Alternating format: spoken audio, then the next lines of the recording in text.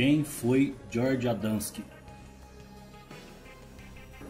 E então, vamos ao caso. George Adamski nasceu na Polônia em 17 de abril de 1891 e foi radicado nos Estados Unidos com apenas 1 ano e meio de vida. Enquanto observava o céu na noite de 9 de outubro de 1946, como era de costume, Adamski pôde vislumbrar um objeto que pairava sobre as montanhas ao sul do Monte Palomar, uma nave-mãe de proporções gigantescas seguindo na direção de San Diego. Ele ficou tão impressionado com este primeiro contato que passou a investigar o fenômeno com muita obstinação, conseguindo assim impressionantes fotografias de seus avistamentos. Após ter reunido um vasto material fotográfico, já em 1949, começou a aceitar convites como palestrante do tema discos voadores. Mas, segundo ele, nunca cobrou pelas suas apresentações, nem mesmo pelas despesas de transporte e estadia. Entretanto, seus críticos duvidavam e diziam que ele seria o primeiro ser humano a explorar seus supostos contatos com extraterrestres comercialmente com sucesso. Mas Adamski só confirmou que, por causa da grande quantidade de pedidos de cópias, devido ao grande sucesso de suas fotos, passou a cobrar por elas, pois ele tinha que pagar para fazê-las. E isso lhe rendera uma acusação de mercantilismo, que ele, é claro, desmentiu. E então, em 1949, Adamski publicou seu primeiro livro de ficção científica com o nome Pioneer in Space, Pioneiros do Espaço, que, segundo algumas fontes, na verdade teria sido escrito por Lucy McGinnis, uma amiga de Adamski. Uma obra que tem como assunto viagens à Lua, Marte e Vênus, e menciona, entre outras coisas, a existência de oxigênio na Lua. Disse que seu primeiro contato com um ser extraterrestre foi no deserto do Colorado, no dia 22 de novembro de 1952.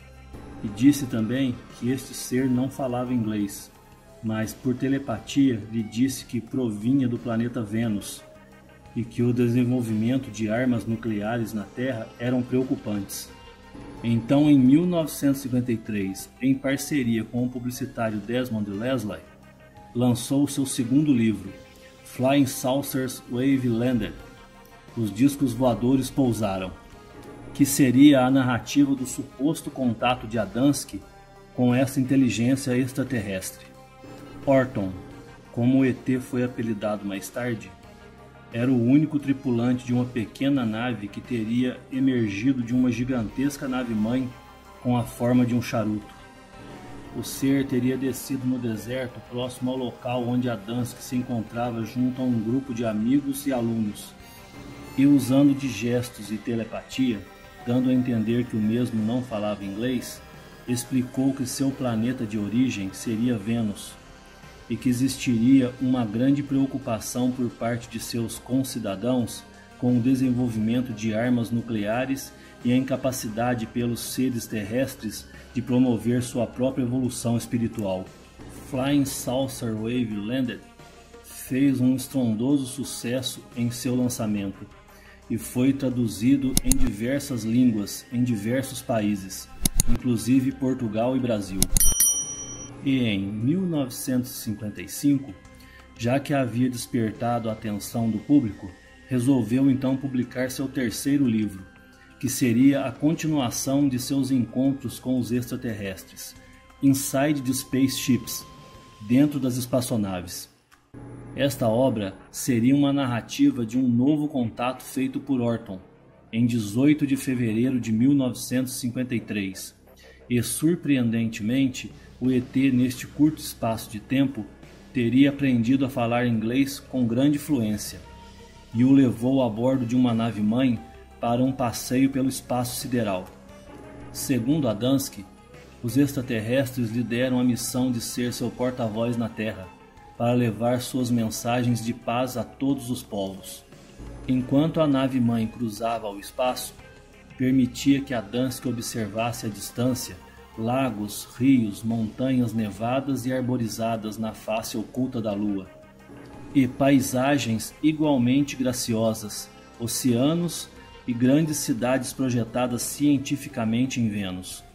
E era visível a preocupação de seus anfitriões com a pouca evolução mental e espiritual dos humanos, e que éramos uma das raças mais ignorantes e violentas do sistema solar.